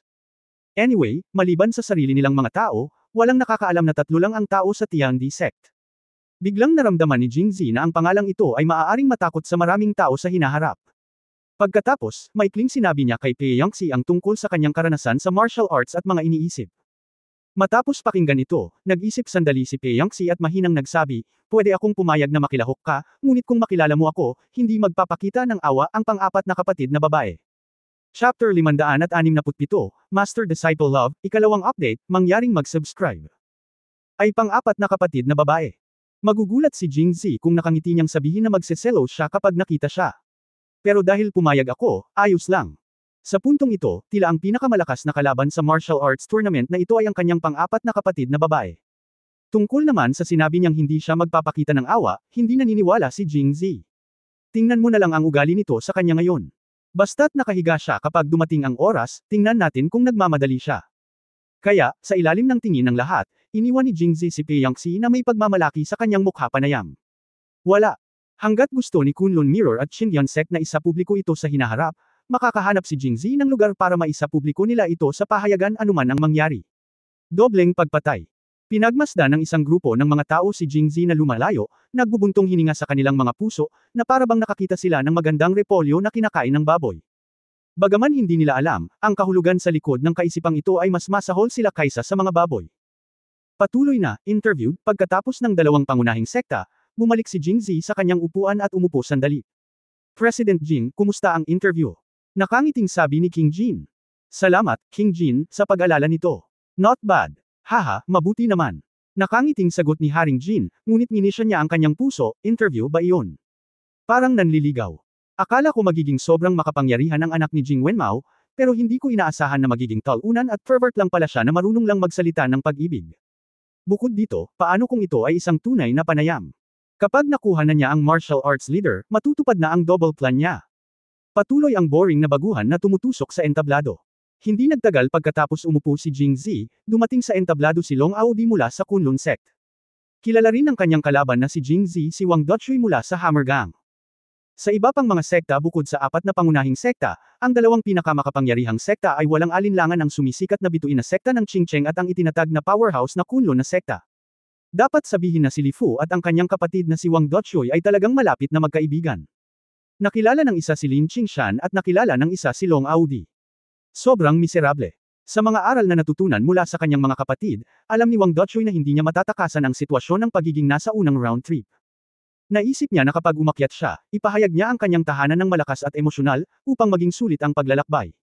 Pagkarating ni Long Audi sa entablado, sinadya niyang tumingin sa direksyon ni Jingzi, pagkatapos ay binunot ang kanyang espada at hindi malinaw na itinutok sa kanya. Parang sinasabi ng mga mata niya na basta maglakas loob kang umakyat, I will make you look good. Si Jingzi ay mas magalang, ngumiti at ibinigay sa kanya ang gitnang daliri, sa takot na hindi niya maintindihan, at sinabi ang, kaunima, mula sa malayo, umaasang maiintindihan niya ang hugis ng kanyang bibig. Talagang naiintindihan ni Long Audi, at pagkatapos ay lumakas ang kanyang galit. Hindi na niya hinintay na magpakilala si Wang Dotchoy, at diretsyong binunot ang kanyang espada. Tinanggal ng isang espada ang palakol sa kanyang kamay, at ang dalawa pang espada ay idiniin sa kanyang lalamunan. Matagal. Young Master Long, ako. Natalo ako. Hindi inaasahan ni Wang Dotchoy na siya ay direktang naalis nang hindi man lang iniulat ang pangalan ng kanyang pamilya. Siya ang pinakamasamang contestant ngayon. Matapos talunin ni Long Audi si Wang Dotchoy, buong pagmamalaki niyang tiningnan si Jingzi. Hindi nag-abalang pansinin siya ni Jingzi. Dahil sinabi niyang narito siya para bumisita, hindi siya makakapanayam ng Qindian Sect at Kunlun Mirror nang hindi ini-interview ang dalawa pang pamilya, tama ba? Kaya ayon, tumayo ulit siya. Nang umalis si Jingzi sa Kunlun Mirror at bumalik sa kanyang upuan, naisip ng lahat na tapos na ang kanyang sexy na operasyon para sa araw na iyon. Hindi nila alam na ito ay simula pa lamang. Sa susunod na hintuan, dumating si Jingzi sa Waxian Pavilion. Kaiba sa dalawang pangunahing sekta, dahil ang Waxian Pavilion ay kasali sa kompetisyon, ito ay ang kanilang pavilion master na si Mu Qingren, kaya nag-ayos lamang sila ng isang bench na mauupuan nila. Ngunit dahil sa relasyon nila ni Wang Yingqiu, hinayaan niyang maupo si Wang Yingqiu sa tabi niya. Ang ugali ni Jingzi noong pumunta siya sa Qindian Gate at Kunlun Mirror ay ngayon lang napansin ng lahat, kaya nang lumapit si Jingzi, sabay na nagpanik sina Mu Qingren at Wang Yingqiu. Kung si Jingzi ay dumating dito sa pangalan ng isang pakikipanayam, ang kinakapanayam ay maaaring si Mu Qing lamang. Kung uupo siya, dapat siyang umupo sa tabi niya. Ngunit ang naisip ni Wang Yingqiu ay ang kanyang amo ay nakatataas. Kahit na dumating si Jingzi para interviewin siya, hindi siya makakaupo. Tiyak na hindi siya uupo sa tabi niya, ngunit uupo sa tabi niya. Kaya nagpanik silang dalawa. Nakita na lang nila si Jingzi na nakaupo sa tabi ni Na Qingqiu at Pei Yangxi, at kumilos siya ng magiliw. Sa totoo lang, naiinggit sila sa kanilang mga puso. Ngunit kung tutusin, siya ang kanyang pangatlong kapatid na babae at pang-apat na kapatid na babae. Kahit nagawin mo ito sa publiko, sa harap ng lahat, hindi ka matatakot na mapintasan, hindi ba normal iyon sa pagitan ng magkapatid? Pero magkaiba sila. Bagamat sila ay manliligaw ni Jingzi, ang kanilang mga ideya ay tradisyonal na hindi nila gustong magpakita ng matalik na pagkakaibigan sa harap ng mga tagalabas. Isa pa, napakakomplikado pa rin ang relasyon nilang dalawa ni Jingzi. Lalo na si Mu Qingren, nag-aalala pa rin siya sa hinaharap. Ano ang iisipin ni Wang Yingqiu isang araw kapag nalaman niya ang tungkol sa kanila, o dapat ba niyang sabihin sa sarili niya? Papalapit ng papalapit si Jingzi. Lahat ng mga tao sa paligid ko ay nanlalaki ang mata. Hindi sila makapaniwala na pagkatapos ng double kill ni Jingzi kay Yunjing Shuangzhou, makakagawa pa siya ng 3 pumatay sa ferry mula sa Waxian Pavilion. Kung 3 patayan, may 2 engkanto sa Waxian Pavilion, alin ang pipiliin niya? Lumapit si Jingzi at nakita si Mu Qingren na may kaba sa mukha. Kumunot ang noo niya at kinindatan siya sa isang sulok kung saan hindi nakikita ng iba, ibig sabihin ay hilingin siyang maupo sa tabi ni Wang Yingqiu. Nagkaroon silang dalawa ng ganoong uri ng relasyon, at pareho silang mga kabataan. Mas mabuti pa iyon kaysa umupo kasama niya. Pinuntahan ni Jingzi si Wang Yingqiu, at nalaman niyang mas nababalisa siya kaysa kay Mu Qingren, dahil sa takot na gawin ito muli ni Jingzi sa harap ng master. Masyado nang kritikal si Mu Qing sa kanya kung kumilos siya sa labas ng linya, hindi ba't mas malala pa ang impresyon? Hinawakan ni Jingzi ang kanyang ilong at nakitang nakakatawa ito. Pinahihintulutan ng master ang apprentice, at tinatanggap ng apprentice ang master. Sinasabing ang 2 monghe ay walang tubig na maiinom, at ang isang disipulo at isang guro ay walang mga lalaki. Nag-isip siya sandali at biglang nagkaroon ng matapang na ideya. Master Mu Pavilion, narito ako para magsagawa ng panayam sa ating Waxian Pavilion sa ngalan ng Dao News Agency. Si Jingzi ay mukhang seryoso, at ang mga babaeng disipulo ng Waxian Pavilion ay mukhang napakatindig. Oh, natarante si Mu Qing at mahinang sumagot. Pavilion Master Mo, nandito ako para sa isang pakikipanayam. Maaari ba akong tumayo ni Master Mo? Saglit na hindi alam ni Mu Qingren kung ano ang sasabihin. May-ari ng hardin, halika, gumawa ng paraan. Medyo nalilito din si Wang Yingqiu, ngunit tumabi pa rin siya ng masunurin at matapat. Parehong nataranta ang master at ang apprentice, ngunit kapwa nila binigyang pansin ang mga galaw ni Jingzi. Bagamat ayaw nilang maupo si Jingzi sa tabi nila, kung hindi talaga siya uupo sa tabi nila, madidismaya sila.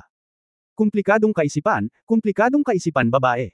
Ngunit nagulat sila sa ginawa ni Jingzi, dahil pagkatapos lumipat si Wang Yingqiu sa gilid, nagkaroon ng espasyo sa pagitan ng guro at ng disipulo. Hindi nila pinangarap na si Jingzi ay magiging napakawalan Jia at papasok. Chapter 568 Bakit ka? Ganyan. Ikatlong update mangyaring mag-subscribe.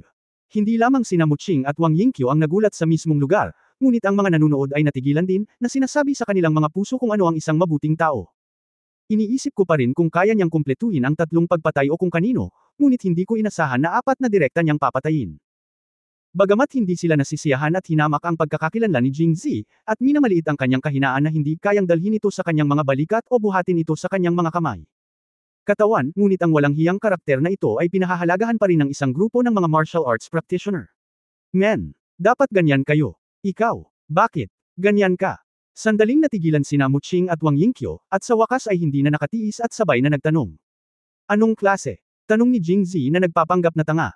Natigilan agad ang dalawang tao sa tanong, at bahagyang namula ang mukha. Hindi naman sila direktang makapagtanong sa kanya ng, bakit ka pumasok, di ba? Lalo na sa napakaraming tao sa paligid na nanunood, si Muqing ay hindi nang ahas na ipakita ang kanyang panloob na emosyon. Nanatiling kalmado ang kanyang mukha, ngunit palihim na bumagsak ang kanyang kamay at hinawakan ang kaliwang binti ni Jingzi sa ilalim ng takip ng kanyang mahabang palda. Thai, tumigas ka. Si Wang Yingqiu ay karapat-dapat na maging apprentice ni Muqing. Habang ginagawa ni Muqing ang krimen, sinundan din niya ang parehong pattern, kinurot ang kanang paa ni Jingzi, at sinaktan din siya ng malakas. Hiss! Napabuntong hininga si Jingzi. Ito ay napakaasim at nakakapreskong, sino ang nakakaalam kung sino ang gumagamit nito? Anong mali? Matapos magkurot sa isa't isa, alam ng dalawang babae na walang lakas ng loob na magsalita si Jingzi, kaya nagtanong silang dalawa na parang walang nangyari. Okay lang. Naalala ko na nanaginip ako kagabi habang natutulog ako. Kinagat ako ng 2 kuting. Masakit isipin pa. Hiss. Anong problema? Naisip ko ulit. Hiss. Anong mali? Mahinahon at mahinahong tanong ng dalawang babae gaya ng dati. Wala. Pagkatapos niyang sabihin ito, ang dalawang payat na kamay ng Jade na nakakabit sa kanyang mga hita ay, nag-aatubili. Sa oras na ito, lumitaw ang manipis na pawis sa likod ni Jingzi. Napangiti ako ng mapait sa aking puso, isa na naman itong high-level na field ng sheriff. Gayunpaman, para kay Jingzi, na mayroon ng karanasan, nadama niya na ang pinakamahusay na paraan upang harapin ang larangan ng sheriff ay ang pagputol sa gulo gamit ang isang matalim na kutsilyo, at ang kanyang mga galaw ay dapat na, matatag, tumpak at walang awa, lalo na't ang dalawang babaeng ito ay naging malapit sa kanya kontak, ang ganitong uri ng sheriff field ay talagang ang pinakamahusay na solusyon. Sayang naman ang daming tao ngayon kaya hindi niya magagamit. Ngumisi siya sa kanyang puso, kayong dalawa. Hintayin mo ako sa kama. Dahil sinabi niyang darating siya para sa interview at nandoon ang dalawang babae, hindi na niya maaaring ulitin muli ang ugali ni Qingqiu at Peiyangxi hindi niya kayang hawakan ang isang braso sa isa, tama. Kaya't seryoso niyang sinabi, Master mo, pagdating ko rito sa pagkakataong ito, gusto ko pa ring pag-usapan ang tungkol sa panayam. Sabihin mo sa akin. Tumingin sa kanya si Muqing, anong uri ng panayam ang maaari mong gawin? Ang aming The Newspaper ay naka-headquarter sa Jingzhou, ngunit plano naming maglakbay sa iba't ibang lungsod sa Angguo sa hinaharap, kaya kung may lathala ito sa aming pahayagan, magkakaroon ito ng magandang publisidad na epekto para sa sekta. Alam ni Muqing ang katotohanan ito. Actually, to be honest with Pavilion Master mo, kung ang pahayagan ay talagang magbubukas ng mga sangay sa ibang mga lungsod, ito ay magiging mahina at mahina. Hindi ito maaaring katulad ng sa Jingzhou, at ang mga mapagkukunan ng balita ay haharangan. Kailangan ito ng isang malakas na alyansa. Paano pagsamahin ang malalakas na puwersa? Actually, I own a restaurant and wine shop in Jingzhou. I plan to open restaurants and wine shops at the same time when I open newspapers in different places, but the food and drink will eventually complement each other. It's just a small matter. Gusto ng pahayagan na lumawak at nangangailangan ng suporta ng mas maraming scholars, pero itong mga industriya ko ay hindi sapat para makaakit ng mga scholar. Well, ano ang susunod? Pagkatapos ng sinabi niya, dumating din si Muqing. Interesado. Kaya sa tingin ko, may ideya ba si Pavilion Master mo na buksan ang Waxian Garden sa iba't ibang lugar? Kung gayon, maaari tayong umasa sa isa't isa. Maaaring hiramin ni Pavilion Master mo ang opisyal na background sa likod ng ating pahayagan, at maaari nating hiramin ang Waxian Garden ng human resources sa likod nito. Pinaplano ni Pangulong Jing na manalo sa atin sa ngalan ng Imperial Court. Tumingin sa kanya si Muqing at mahinahong nagtanong. In fact, napag-usapan nilang dalawa ang mga bagay na ito kagabi. Interesado rin si Muching, ngunit kung isa sa alang-alang na hindi siya maaaring makipagtulungan sa korte ng padalos-dalos, at kung siya ay direktang sumang-ayon, ang kanyang relasyon kay Jingzi ay direktang malalantad kay Wang Yingqiu. Kaya hindi ako pumayag. Pero hindi ko inaasahan na sasabihin niya iyon sa harap ni Wang Yingqiu. Hindi ko alam kung ano ang ibig niyang sabihin. Hindi kailangan ng pavilion master mo na gumawa ng ganoong arbitraryong mga conclusion. Sa katunayan, ito ay isang uri lamang ng pagtutulungan sa isa't isa. Mayroon lamang mga benepisyo at walang kontrol. Guro, sa tingin ko ang pamamaraang ito ay mabuti. Bilang unang babae ni Jingzi, natural na gusto ni Wang Yingqiu na tulungan ang kanyang lalaki, hindi ba gusto ni Master na palawakin ang impluensya ng Wuxian Pavilion bago niya buksan ang Wuxian Garden? Sa kasamaang palad, masyadong maraming enerhiya ang kinailangan para buksan ang Wuxian Garden, at napakahirap magbukas ng bagong lungsod, kaya natigil ito. Dahil, nabanggit ito ni Pangulong Jing, sa palagay ko ay maaari nating subukan ito. Kung ang The News Agency at Wuxian Pavilion ay bumuo ng isang kooperatiba na relasyon, magagawa ba ni Master na magkaroon ng higit na pakikipag-ugnayan sa kanya, mapagtanto ang kanyang magagandang katangian, at tahimik na tanggapin siya? Tumingin si Mu Qingren kay Wang Yingqiu na may maraming iniisip. Sa oras na ito, ngumiti si Jingzi at sinabing, hindi na kailangang madaliin ang ganitong bagay. Mabagal itong pag-isipan ni Pavilion Master mo. Maaari kong bisitahin ang pavilion sa mga gabi nitong ilang araw. Walang sinabi si Mu Qingren, ngunit sa wakas ay naunawaan niya ang dahilan kung bakit binanggit ni Jingzi ang bagay na ito sa harap ni Wang Yingqiu, para lang mahanap siya sa isang matapat na gabi. Itong masamang tao. Bahagyang namula ang kanyang mukha, at wala siyang choice kundi lumingon sa gilid at magbigay ng malamig na ham. Hindi pinansin ni Wang Yingqiu ang mga pagbabago ni Mu Qingren. Akala niya ay matagumpay ang plano nila ni Jingzi, kaya tuwang-tuwa siyang kumurap kay Jingzi. Si Jingzi ay tumawa ng pipi, at ito ay isang pagkakamali, ngunit ang resulta ay maganda, at siya ay matagumpay na nakaharap sa kanya ngayong gabi. Dumulas ang mukha ni Wang Yingqiu sa silid ni Mu Qingren. Malayo ba ang rice bowl sa oras na iyon? Sa pagtingin sa mga disipulo ng Wuxian Pavilion sa likod niya, tila may naalala si Jingzi. Tanong ni Jingzi, Master Mu Pavilion, sumama ako kay Mr. Yu Haixing papunta sa Jingxi, bakit hindi ko siya nakitang pumunta sa Jingxi? Si Yu Haixing ay tumakbo sa Jingzhou isang buwan ng maaga, sabik na naghihintay kay Wang Yingqiu na dumalo sa martial arts competition.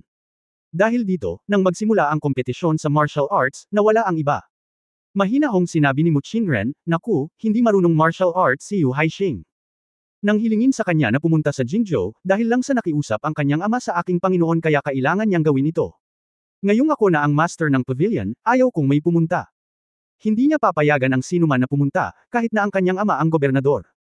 Ang mga salitang ito ay labis na nangingibabaw, na parabang ito ang unang pagkakataon na nakita ni Jingzi ang gwapong mug na dumating sakay ng kabayo na may mahabang espada sa kanyang kamay. Host, syempre, kailangan pa nating pag-usapan ang tungkol sa negosyo. Pavilion Master mo, may isa pa akong bagay. Sa totoo lang, gusto kong irekomenda mo akong sumali sa martial arts competition na ito. Hindi na niya kailangang sabihin ito, tiyak na papayag si Mu Qing. Ngunit ngayon ay nanunood sina Qingqiu at Kei Yangxi, kaya kailangan niyang magpanggap. Kabanata 569 na Kabanata 570 Pavilion Master mo, pangako sa kanya. Ika-4 na update mangyaring mag-subscribe. Gusto mong sumali sa martial arts tournament. Ang unang taong nagulat ay si Wang Yingqiu. Kung ikukumpara sa kanyang mahusay na kaalaman, hindi talaga siya kasing galing ng kanyang amo ngayon. Well, wala akong gagawin, gumawa tayo ng martial arts leader. Walang ingat na sabi ni Jingzi. Nasa likod lang ng Wuxian Pavilion ang Kunlun sect. Partikular na tumingin si Jingzi sa direksyong iyon, hindi ba't may nagsabi niyan ngayon lang? Natatakot ka ba na mawala ang lahat pagkatapos kung umakyat sa entablado? Ipapakita ko sa kanya kung makukuha ko ito. Sabi nito sa malakas na boses. Hindi lamang ang mga disipulo ng Wuxian Pavilion ang nakarinig nito, kundi pati na rin ang taong sangkot, si Long Audi. Narinig din. Ngumisi siya, Pavilion Master mo, pagkatapos ay ipinangako mo sa kanya. Gusto kong makita kung makukuha niya ang aking espada. Ngunit si Long Audi ay nagsasaya lamang, at walang pumapansin sa kanya. Sa wakas ay alam na ng mga tao kung bakit gustong hanapin ni Jingzi si Mu Qing mula sa Wuxian Pavilion hanggang sa Qingqiu ng Qindian sect. Kung tutuusin, alam nilang lahat ang mga alituntunin ng pagsali sa martial arts competition, na kailangang magkasundo ang mga kalahok mula sa 4 na pangunahing sekta. Pavilion Master mo, ay pangako mo sa kanya. Oo, naglakas loob si Pangulong Jing na lumapit, bakit hindi mo ako paalisin? Si President Jing is a court official, so parang hindi niya kaya. Gawin mo, tama. Bakit masyado kang nagmamalasakit? Hindi ka makakagawa ng exception. Tama, napakatapang niya, hayaan na natin siya. Pinag-uusapan ito ng lahat, ngunit tiyak na wala silang anumang magandang intensyon. Nakita nilang lahat na si Jingzi ay walang kung fu. Kung pupunta siya doon. Kung tutusin, dahil lang sa sobrang pinahiya niya si Long Audi, may iligtas ba siya ni Long Audi? Manahimik ka. Kailan mo pa pinag-uusapan ang Waxian Pavilion natin? Kapag kaharap si Jingzi, si Wang Yingqiu ay maaaring maging banayad, ngunit ang kanyang ugali ay hindi gaanong mabuti sa mga naglalakas loob na suron ang kanyang mga tauhan. Ang maliit na sekta ay natural na may maliit na katayuan sa harap ng apat na pangunahing sekta. Nang sigawan sila ni Wang Yingqiu, tumahimik silang lahat at tumigil sa pagsasalita. Bukod dito, pagkatapos ng ganoong kaguluhan, alam ng karamihan sa mga tao ang dahilan kung bakit gustong sumali ni Jingzi sa kompetisyon ng martial arts para magalit kay Long Audi, kaya nanatili siya sa paligid ng Qingqiu, Pei Yangxi at Mu Qingren. Nang makita ito ni Jingzi, ngumiti siya ng may pagmamalaki. Nakamit ang kanyang layunin dahil ang kanyang pag-uugali ngayon ay talagang napaka-coquettish. Kung hindi niya ito ipinaliwanag ng direkta, ito ay magkakaroon ng masamang reputasyon para sa ilang mga kababaihan. At batay sa pag-unawa ni Wang Yingqiu kay Jingzi, hindi niya akalain na magiging ganito ka-impulsive at motivated talaga siya, at sasali lang sa martial arts competition dahil sa galit kay Long Audi, dahil pakiramdam niya ay hindi karapat-dapat si Long Audi. Sino siya, karapat-dapat sa sarili niyang mga tauhan? Ngunit hindi ngayon ang oras upang magtanong ng detalyado. Naniniwala siya na si Jingzi ay dapat may sariling ideya at hindi siya kikilos ng padalos-dalos. Kung tutusin, hindi naman talaga mababa ang kanyang martial arts skills. Kaya nakiusap din siya, guro, dahil nakiusap si Pangulong Jing sa iyo, paano kung papayag ka? Sinulyapan ni Mu Qingren ang kanyang apprentice, at sa sandaling ito ay medyo naiingit siya sa kanyang prangka at katapangan. When could she how dare you defend him like this in front of everyone? Ngunit ito ay nagbigay sa kanya ng isang hakbang pababa, kung hindi, ang direktang pagsang-ayon ay maghahinala sa mga tao, kaya sinabi niya, okay, pagkatapos ay tutulungan ko siya para sa kapakanan ni Yingqiu. Salamat master mo, salamat Yuan Lord. Matapos maayos ang usapin, tumayo si Jingzi at naghanda na umalis. Bago umalis, hindi niya nakalimutang bamulong sa kanilang dalawa, bibisita ako sa Waxian Pavilion ngayong gabi at salamat sa inyong dalawa. Mu Qingren at Wang Yingqiu. Nakarinig silang lahat ng ilang bawal na kahulugan sa salamat na ito, na mula ang kanilang mga mukha, hindi sila sumagot, at pinanood nilang umalis si Jingzi. Ang tatlong pangunahing sekta ay sumang-ayon, at ito ay bahagi ng plano ni Jingzi. Kung gusto niya, lahat ng apat na pangunahing sekta ay magkakasundo. Ngunit hindi na siya muling pumunta sa Tungtian Palace. Una, ang pinuno ng Qingyang ay hindi nangangailangan ng mga panayam, maaari lamang niyang isapubliko ang kompetisyon ng martial arts. Pangalawa, nang pumunta siya doon, hindi na siya makaupo sa tabi ni Qiu Chen tulad ng dati. Tutal, may malaking bumbilya, at ayaw niyang pumunta. Sa kasamaang palad, bago siya makaupo, ang pinuno ng Qingyang ay tumalikod at nagsabi, na-interview na ni Pangulong Jing ang iba pang tatlong sekta, ngunit ang ating tungtian kailang ang naiwan. Bakit, nandito si President Jing? Ayaw mo ba sa ating tungtian kay? Hindi kaya, ngumiti lang si Jingzi at sinabing, sinasabi na ang mga nananatili sa dulo ay ang pinakamahusay. Gusto ko lang bumalik at magpahinga sandali bago interviewin si Tungtian K, ngunit dahil ang pinuno ng Qingyang kung ikaw ay nababalisa, dapat kang maging mas magalang kaysa sumunod sa iyong mga utos. Sa sinabi nito, lumakad si Jingzi. Si Qiu Chen ay nanatiling tuwid sa buong proseso, na tila siya ay mapait at sama ng loob. Ang masasabi ko lang ay wala sa mga chart ang kanyang kakayahan sa pag-arte. Ang pinuno ng Qingyang ay binibigyang pansin ang mga pagbabago ni Qiu Chen at nalaman na walang kakaiba sa kanya. Malalim ang mga mata niya at hindi niya alam kung ano ang iniisip niya. President Jing, mangyaring umupo dito kasama si Chen. Salamat, Master Qingyang. Pagkatapos magsalita ni Jingzi, sinulyapan niya si Qiu Chen. Nanatili pa rin siyang walang pakialam at lumipat lang sa gilid. Pagkaupo, bago pa siya makapagsalita, narinig niya ang isang, wow, na tunog mula sa kanyang likuran. Napatingin ang lahat sa entablado at nagturo, at agad na nagkagulo ang mga manunood. Tumangala si Jingzi at nakita ang dalawang tao na nakikipagkompetensya sa entablado. Marahil dahil halos pareho ang kanilang mga antas, muli silang nagalit. Sinusubukan nilang pigilan ang isa't isa, ngunit nauwi sa pagsaksak sa isa't isa ng mga espada ng ilang beses, na nabahira ng dugo ang entablado.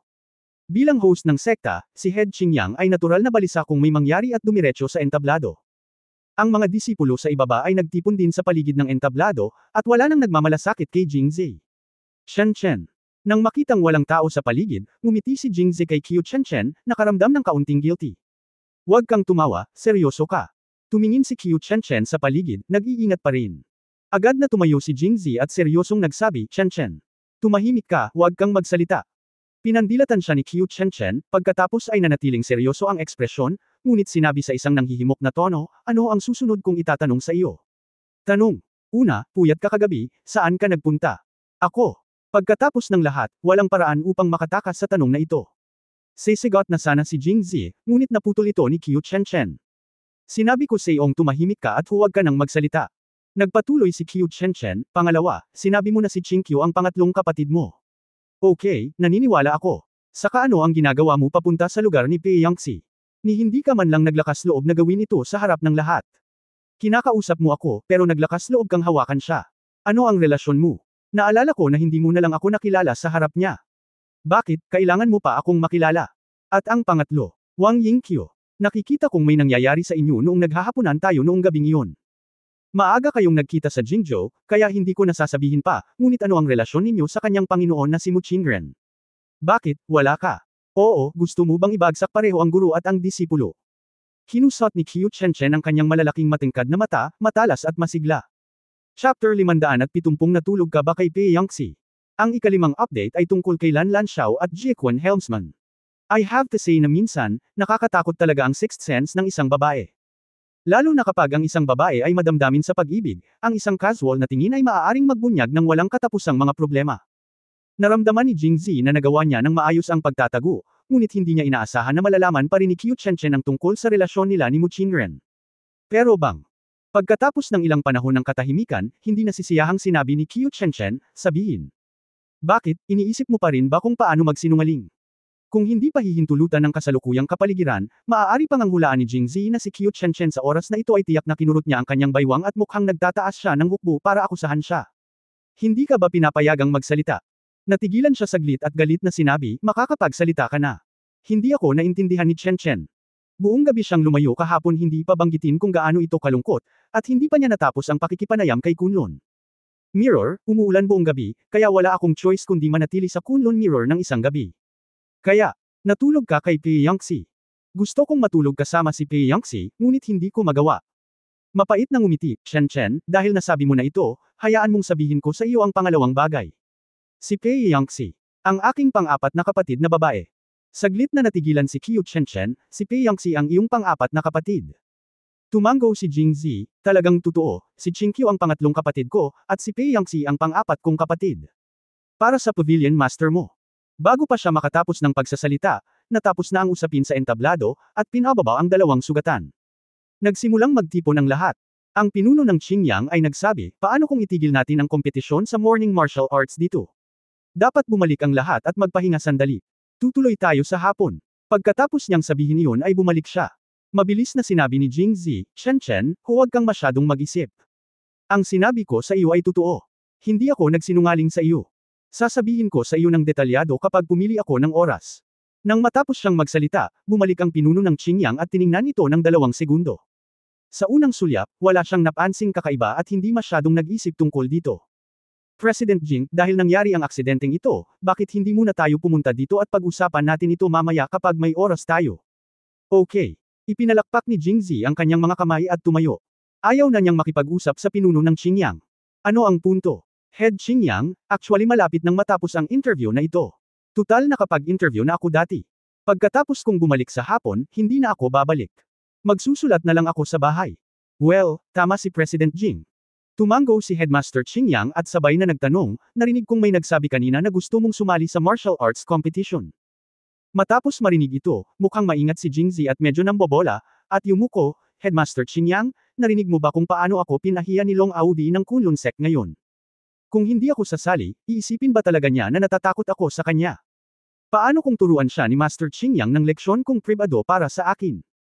Humihingi ako ng paumanhin sa publiko, at humihingi ako ng paumanhin sa publiko. Sumali ka, okay. Si Jingzi ay isang matandang artista, at pagkatapos ng kanyang pagganap, sa mga mata ng pinuno ng Qingyang, tila siya ay para lamang ilabas ang kanyang galit. Kaya kinailangan niyang sumali sa martial arts competition. Ngumisi siya sa kanyang puso, ngunit naguguluhan siya, President Jing, binibigyang pansin ng mga taong nagsasanay ng martial arts ang pagiging tuwid at pare-pareho sa kanilang mga salita at gawa. Paano nila magagawa ang ganoong bagay? Kung talagang ayaw lumahok ni President Jing, maaari ko itong gawin ng pribado. Imposible. Galit na galit si Jingzi. Kahit sumuko ako sa court, hindi ako susuko sa kanya. Ano ang big deal? Bueno, dahil nakapagdesisyon na si Pangulong Jing, hindi na ako magsasabi at hilingin kay Pangulong Jing na good luck. Siya nga pala, hihilingin ko kay Chen na sumang-ayon sa iyong pakikilahok pagdating ng panahon. Natural, wala siyang magandang impression kay Jingzi. Siguradong matutuwa si Head Qingyang na makita siyang nagpapakatanga. Ang hindi lang niya maisip ay kung paano nagamit ni Emperor An ang gayong binata na may posibilidad na maging mapusok. Tila tulad ng sinabi ni Haring Jin, ang bansang ito ay may sakit at matagal nang may karamdaman sa kamatayan. Dapat may tumayo. Nang matapos ang pag-arte, ayaw nang manatili pa ni Jingzi, kaya nagpaalam na siya at umalis. Sa pagmamasid sa kanyang likod na unti-unting nawawala, si Qiu Chen ay nag-isip at nawala ng pag-iisip. Parang may isa pang tanong na kailangan niyang ipaliwanag. May martial arts tournament kasi nagaganapin sa hapon, at malayo-layo pa ang martial arts arena hanggang sa syudad, kaya matagal bago makarating doon at makabalik. Karamihan sa mga tao ay mabilis na natapos ang kanilang pagkain at pagkatapos ay nagmamadaling bumalik. Pagkatapos nilang kumain ni na Jingzi at Sumoyan, ihahatid na sana sila ni Haring Jin sa karwahe. Sinabi ni Jingzi, "Kamahalan, ininterview ko muli ang 4 na pangunahing sekta kaninang umaga tungkol sa kompetisyon sa martial arts, at ang mga tanong ay halos pareho.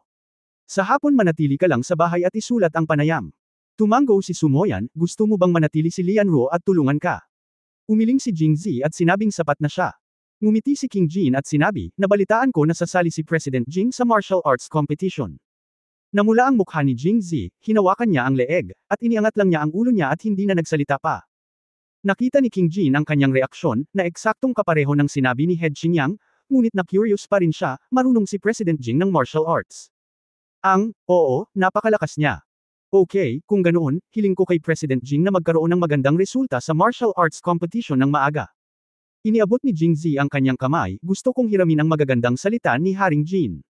Pagkasabi niyon ay naghiwalay ang grupo nila. Ngumisi si King Jin sa kanyang puso. Hindi siya naniniwala na alam ni Jingzi ang martial arts. Naisip na lang niya na sinusubukan niyang iligtas ang mukha sa pamamagitan ng pagiging matigas.